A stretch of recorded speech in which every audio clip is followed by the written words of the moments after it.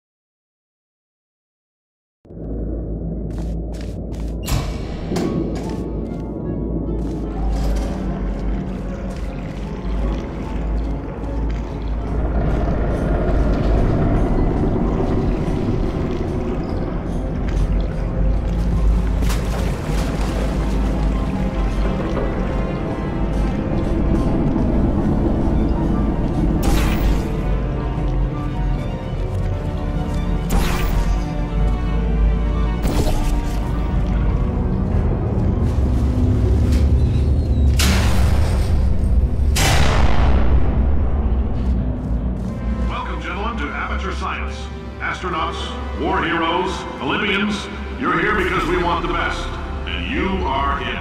So, who is ready to make some science? I am. Now, you already met one another on the limo ride over, so let me introduce myself. I'm Cave Johnson. I own the place. That eager voice you heard is the lovely Carolyn, my assistant.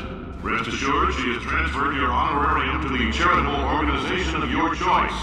Isn't that right, Carolyn? Yes, sir, Mr. Johnson. She's the backbone of this facility. Pretty as a postcard, too. Sorry, fellas. She's married to science.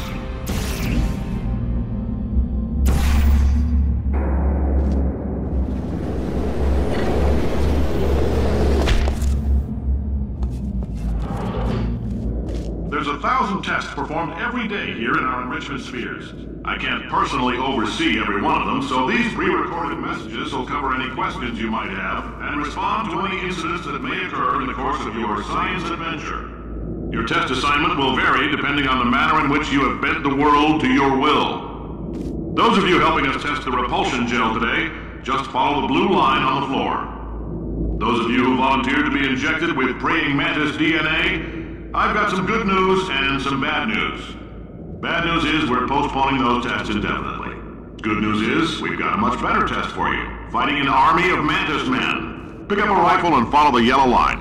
You'll know when the test starts.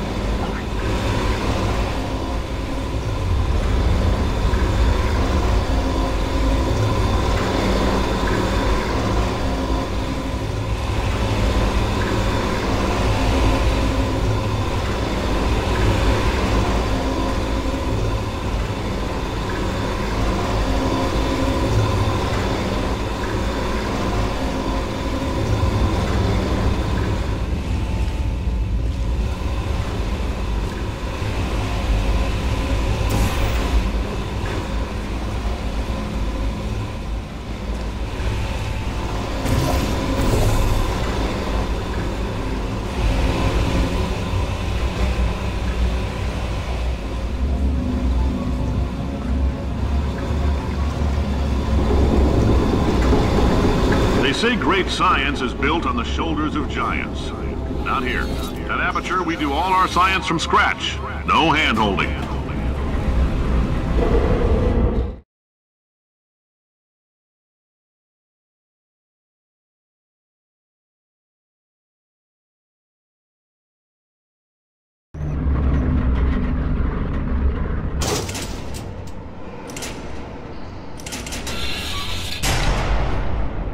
All right, let's get started.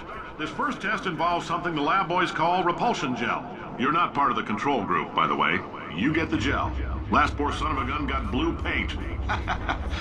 All joking aside, that did happen. Broke every bone in his legs. Tragic, but informative. Or so I'm told.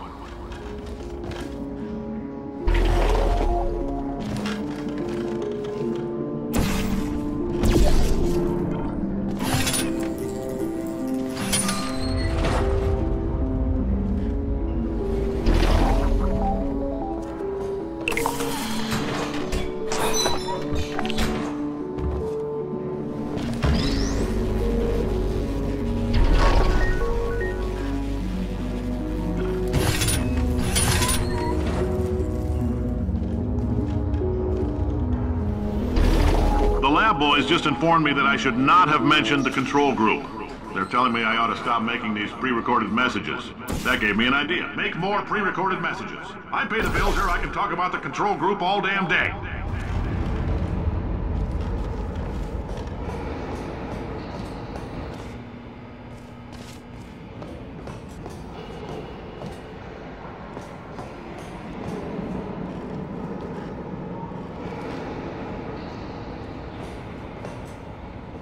For this next test, we put nanoparticles in the gel. In layman's terms, that's a billion little gizmos that are going to travel into your bloodstream and pump experimental genes and RNA molecules and so forth into your tumors. Now, maybe you don't have any tumors. Well, don't worry. If you sat on a folding chair in the lobby and weren't wearing lead underpants, we took care of that too.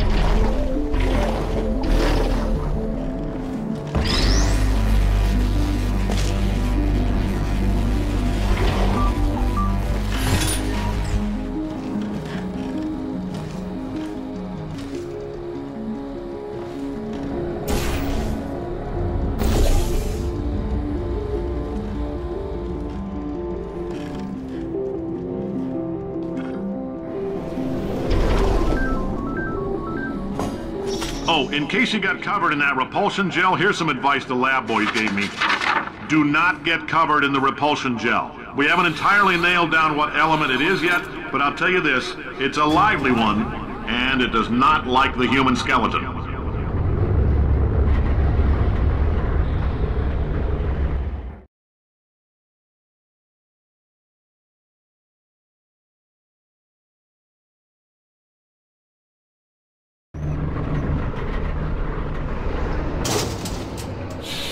All these science spheres are made of asbestos, by the way. Keeps out the rats. Let us know if you feel a shortness of breath, a persistent dry cough, or your heart stopping, because that's not part of the test. That's asbestos. Good news is the lab boys say the symptoms of asbestos poisoning show a median latency of 44.6 years. So if you're 30 or older, you're laughing. Worst case scenario, you miss out on a few rounds of canasta. Plus, you forwarded the cause of science by 3 centuries. I punch those numbers into my calculator, it makes a happy face.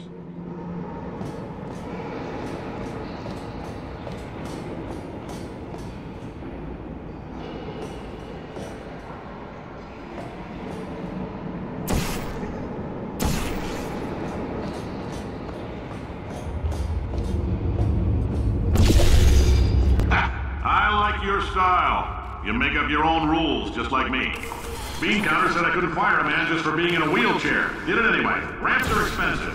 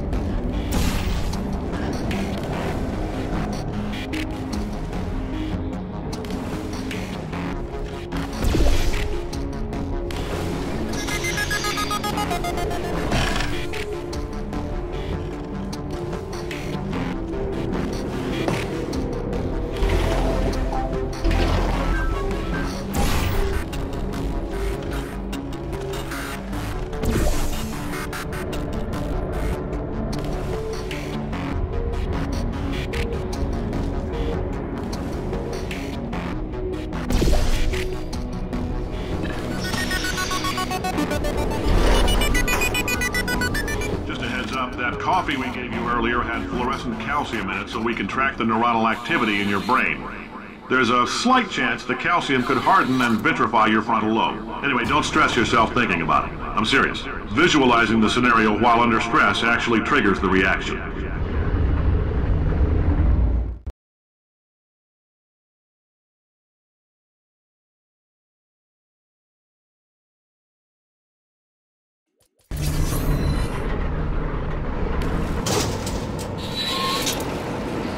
Now, if you're part of control group Kepler-7, we implanted a tiny microchip about the size of a postcard into your skull. Most likely you've forgotten it's even there. But if it starts vibrating and beeping during this next test, let us know. Because that means it's about to hit 500 degrees, so we're going to need to go ahead and get that out of you pretty fast.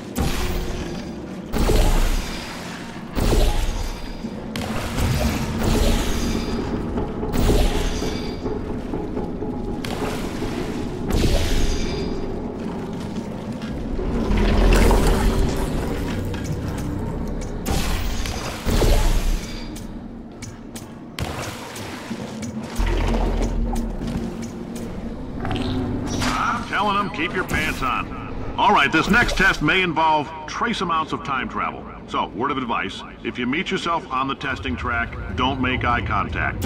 Lab boys tell me that'll wipe out time. Entirely. Forward and backward. So, do both of yourselves a favor and just let that handsome devil go about his business.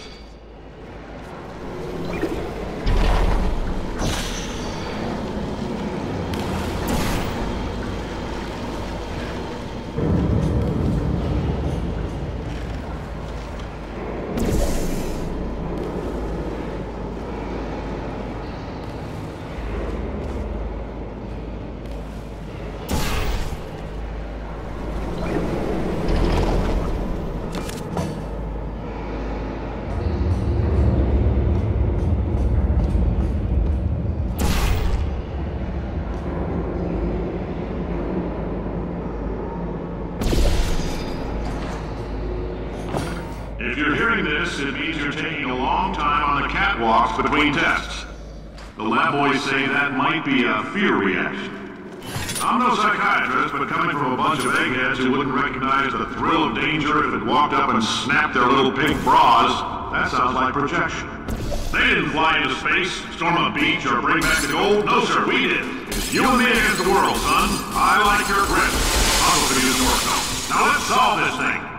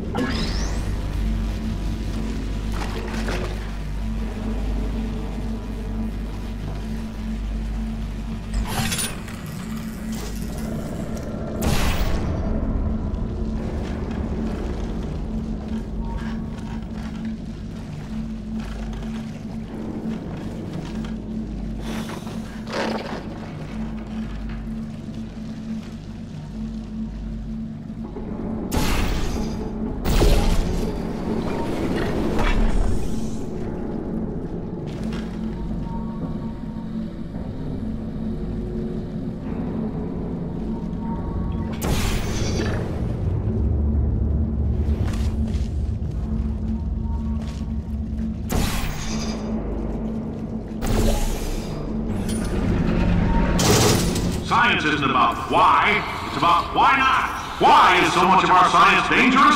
Why not marry safe science if you love it so much? In fact, why not invent a special safety door that won't hit you on the butt on the way out because you are fired? Now you test subject, you're doing fine. Yes, you, box your stuff. Out the front door. Parking lot, car, goodbye.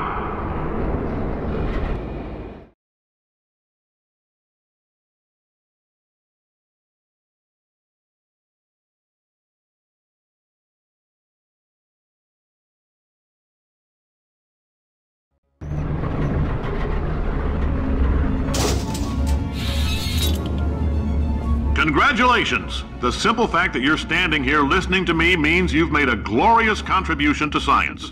As founder and CEO of Aperture Science, I thank you for your participation and hope we can count on you for another round of tests. We're not going to release this stuff into the wild until it's good and damn ready, so as long as you keep yourself in top physical form, there'll always be a limo waiting for you.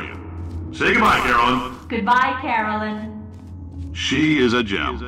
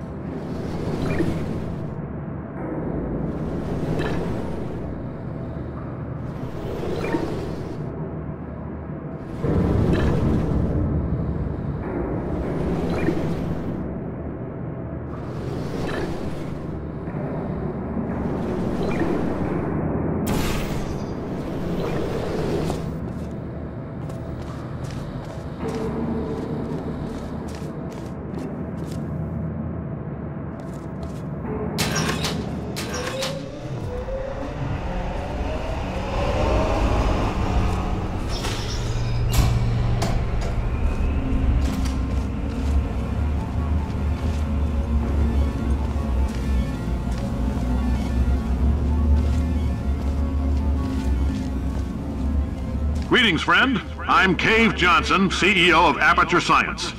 You might know us as a vital participant in the 1968 Senate hearings on missing astronauts. And you've most likely used one of the many products we invented, but that other people have somehow managed to steal from us. Black Mesa can eat my bankrupt... Sir. Now you might be asking yourself...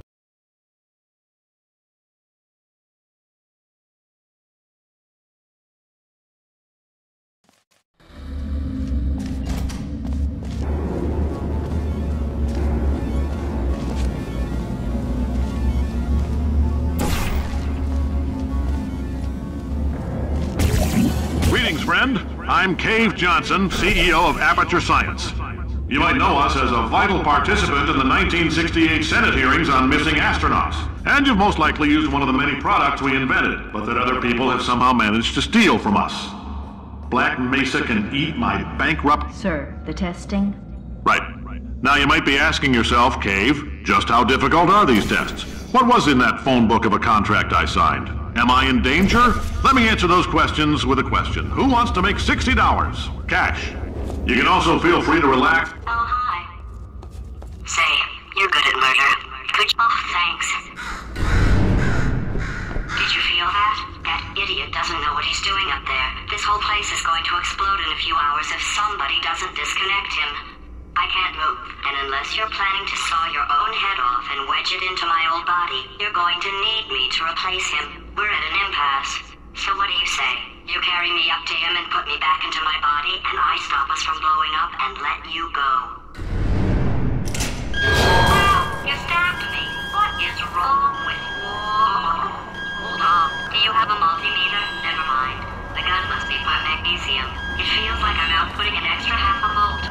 Keep an eye on me. I'm going to do some scheming. Here I go. Where are we? How long have I been out? That extra half volt helps, but it isn't going to power miracles. If I think too hard, I'm going to fry this potato so before we get a chance to burn up in the atomic fireball that little idiot is going to...